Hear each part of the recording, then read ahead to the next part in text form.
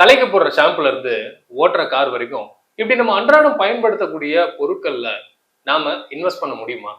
அதுக்கு ஏதாவது ஃபண்ட் இருக்கா அப்படின்றத இன்னைக்கு சார் கிட்ட பேசி தெரிஞ்சுக்கலாம். வணக்கம் சார். இப்ப நம்ம ஒரு நாளைக்கு 10 பிராண்ட் வரோம், 10 பேர் ப்ரொமோட் பண்றான்.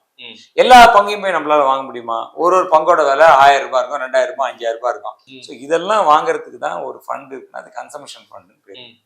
கன்சம்ஷன் அன்றாட நம்ம உபயோகப்படுறோம், விருப்பப்பட்டு வாங்குற பொருட்கள் இதை பேஸ் பண்ணி இருக்கிற பங்குகள்ல முதலீடு பண்றது தான் கன்சம்ஷன் ஃபண்ட். இப்போ விருப்பப்பட்ட வாங்குற பொருட்கள்லாம் நான் சாப்பிட்ற பொருளும் இருக்கும், நான் பயன்படுத்துற பொருளும் இருக்கும், எல்லாமே இருக்கும். அதுல நீங்க ஒரு டிவி வாங்குறீங்க, அதுவும் இருக்கும். கார் வாங்குறீங்க, காரும் இருக்கும். 2 வீலர் இருக்கும், டூத் பேஸ்ட் இருக்கும், mobile phone, internet mobile connectivity கொடுக்குற பாரதில ஜியோ இருப்பானுங்க. டெய்லி வாங்குற ஜொமேட்டோ அது உள்ள இருக்கும். எல்லாமே அது உள்ள கன்சம்ஷன் தான். நம்ம என்னென்னலாம் கன்சியூம் பண்ணிப்போமோ அதெல்லாம் அது.